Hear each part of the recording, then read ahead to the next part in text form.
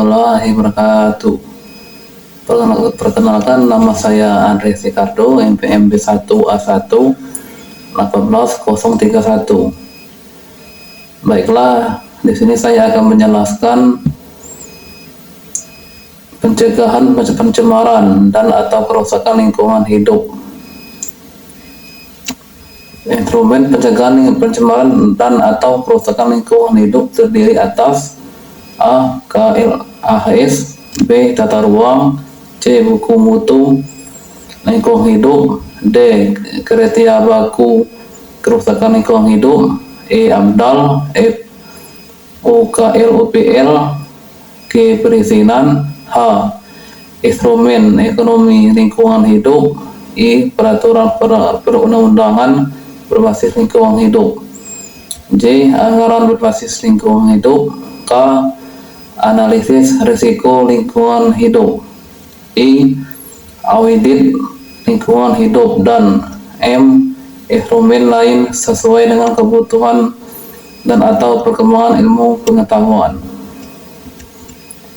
Adapun kajian lingkungan hidup strategis, pasal 15 ayat 1. Pemerintah dan pemerintah daerah wajib membuat KLHS untuk memastikan bahwa prinsip berkelanjutan telah menjadi dasar dan terintegrasi dalam pembangunan suatu wilayah dan atau kebijakan rencana dan atau program.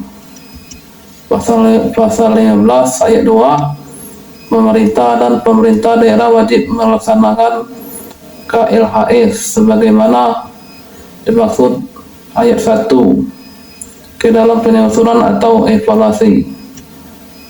A. Rencana tata ruang wilayah RTW serta rencana rincinya, rencana pembangunan jangka panjang atau RPJP, dan rencana pembangunan jangka menengah RPJM nasional, provinsi, dan kabupaten kota, dan B.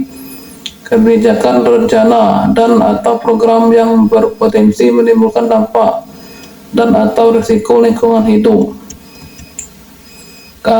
Ayat 3 pasal 15, KLS dilaksanakan dengan mekanisme A. Pengkajian pengaruh kebijakan rencana dan atau program terhadap kondisi lingkungan hidup di suatu wilayah, B. Perumusan alternatif penyempurnaan kebijakan rencana dan atau program, dan C.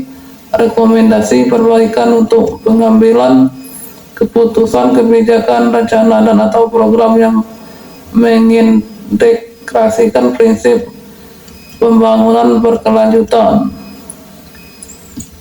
Pasal 16, KLHS membuat kajian antara lain A. Kapasitas daya dukung dan daya tampung lingkungan hidup untuk pembangunan, B. Perkiraan mengenai dampak dan risiko lingkungan hidup, C. Kinerja layanan jasa ekosistem, D. Efisiensi pemanfaatan sumber daya alam, E. Tingkat kerentanan dan kapasitas adaptasi terhadap perubahan iklim, dan F. Tingkat ketahanan dan potensi keanekaragaman hayati.